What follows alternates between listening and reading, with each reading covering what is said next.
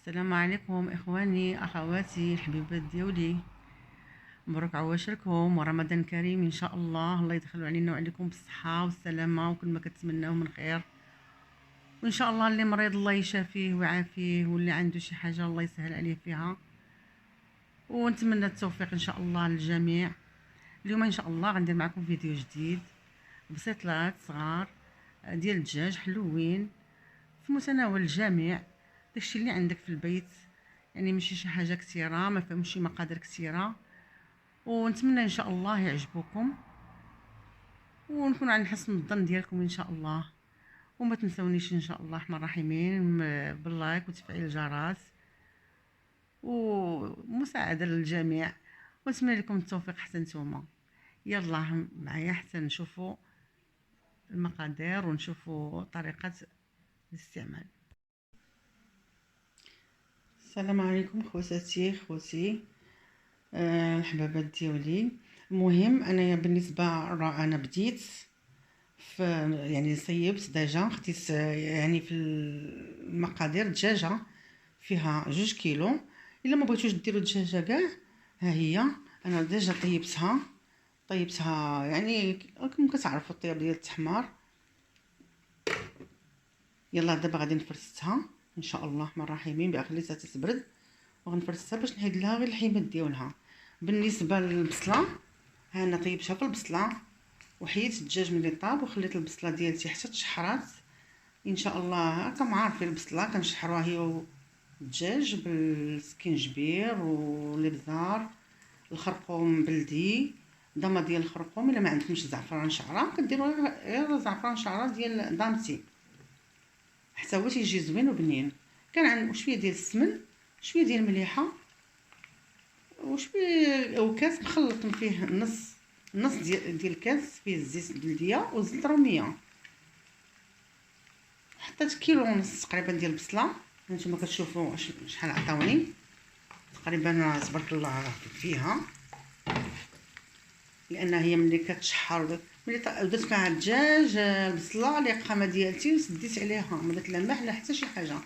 هي البصله كتطلق الماء ديالها و ميم طون تيطيب كلشي. ملي طاب الدجاج ديالنا ها هما كتشوفوا فيه، انا حيدته درتو في طنجره بالماء يبرد ليا شويه باش نحيد له الحيمات ديالو ونحيد العظومه. والبصله خليتها تتشحرات باش هي كتشحر باش ما يبقاش فيها حس الماء. عاد نزيد عليها ان شاء الله 5 البيضات. الا كانوا كبارين 5، مي الا كانوا بيضات صغارين ديروا 6 باش يجيكم المقادير هما هادوك. واللوز ها انا كان درتو باش نحمرو. وملي تبغيو ديروا اللوز ديروه في الزيت بارده، كيف ما تخويو الزيت في المقله ديروا فيها اللوز وعاد خليوه يتحمر باش ما يبقاش لكم خضر من الداخل، حيت الا كان الزيت سخونه غادي يبقى خضر من الداخل وغادي يتحمر كله من برا. المهم انا معاكم على ما نزيد البيض وانا نحركوا شويه اللوز.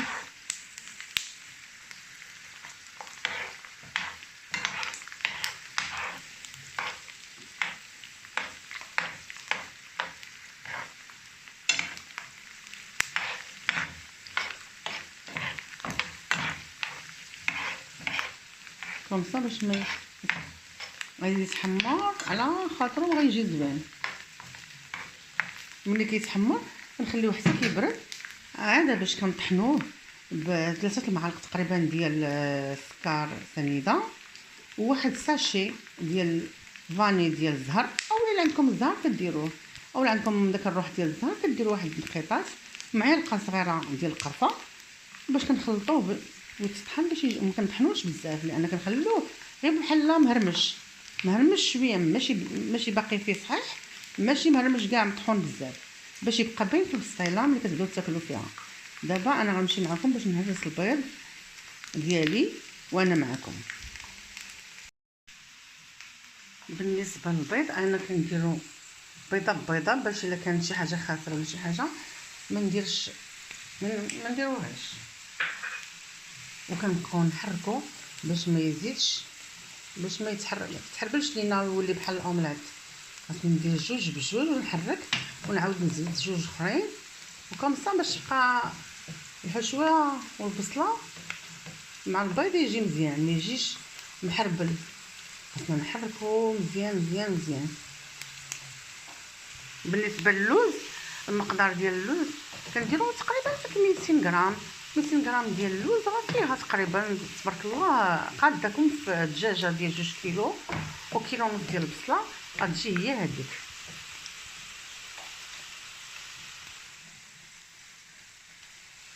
ها نتوما كتشوفوا تبقاو تحركوا مزيان مزيان عاد باش تزيدوا الجوج الاخرين، باش ما يوليش لكم كله محربل بلاصه واحده.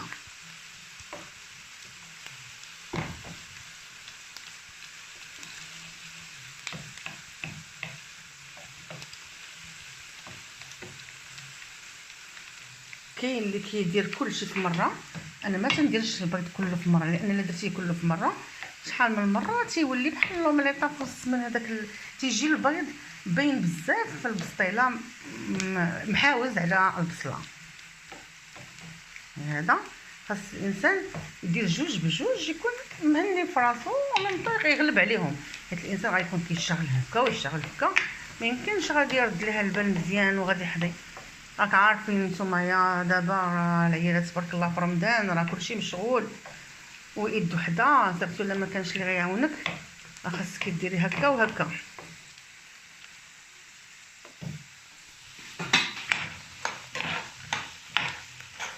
اللوز ديالنا تقريبا ها هو بدا يتحمر، مابقاو لنا والو ان شاء الله، وغادي نهزوه نحطوه يتسخطر او ميم طون يبرد باش نطحنوه يكون بارد شويه باش ما يخسرش لينا لا ماشين. ها شويه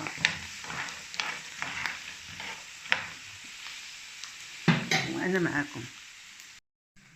بالنسبه للبصله مع البيض شوف كيفاش خصها تبقى، شوف ما كاينش خاص الماء، هانتي شتي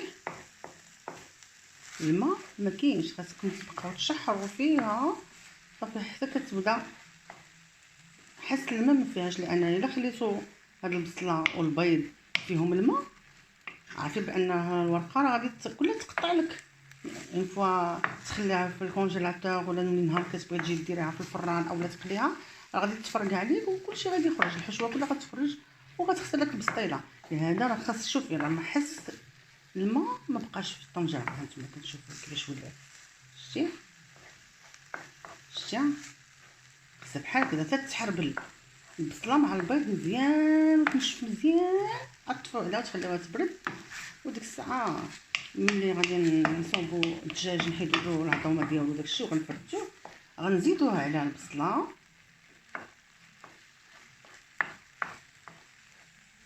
وهانتوما معايا ان شاء الله. انا غنمشي نطحن دابا اللوز ونحيد العظيمات من الدجاجه ونجي معكم ملي نبغي نبدا نطوي في البريضه في البسطيله ديالي.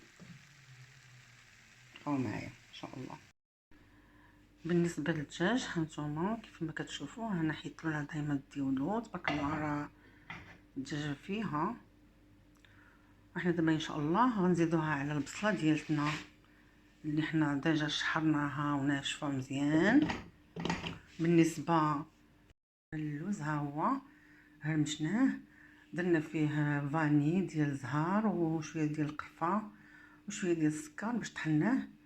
المهم ما كتكونش حلوه بزاف كاع، مي شويه على حسب كل واحد كاين اللي كيبغي الحلوه بزاف وكاين اللي كيبغيها غير من السما بالحلاوه. ديجا انا دايره في البصله 3 المعالق تبارك الله ديال العسل. ايوا نتمنى ان شاء الله دابا نبقى لينا غير نهزوا الورقه نجيبوها ونبداو نصيبوا في البسيطله ديالنا. بقاو معايا. بالنسبه للورقه انا دايره واخده ورقه ديال البخار، ما كتحتاجش الزيت بزاف ولا شي حاجه، لان حتى كنبغيو نديروها في الفران اولا كنبغيو نقليوها عاد كندهنها شويه، ماشي بحال العاديه كتبغي ضروري انك ديري ليها الزيت من الاول. هذه ديال البخار مزيانه الصراحه تقال، جربتها انا مرارا وتكرارا ما كترطقش وما كتحلش نهائيا وما فيهاش كثره الزيت، ما كنديروش لها كاع الزيت، تقريبا غير واحد شويه غير واحد الدهينه هكذا ولا فهمتي، واحد الدهينه صغيره وملي كنبغي ندخلها الفران اولا كنبغي نقليهم، عندما مثلا الا كانوا البريوات كنقليهم اولا كنديرهم في الفران عاد باش كندهنهم شويه من الفوق. كذلك بسطيله حتى هي دوك البسيطات الصغار حتى كنبغي نديرهم في الفران عاد كندهنهم من الفوق ومن التحت وكنديرهم في الفران وكيجيو زوينين وكيجيو مقرملين من داك الشرفع. المهم عاد تبقاو معايا لانني ما عنديش اللي غادي يشد ليا التليفون. انا غادي معكم. بالنسبه للبسيطلات ديالنا ها هما تبارك الله وصلوا على النبي. شوف كيفاش جاو كملناهم. انا درتهم دابا في التشوبينه ان شاء الله ونديروهم ان شاء الله في الكونجيلاتور حتى لرمضان. الله يدخل علينا وعليكم بالصحه والسلامه نديروا مع حويجات اخرين ان شاء الله.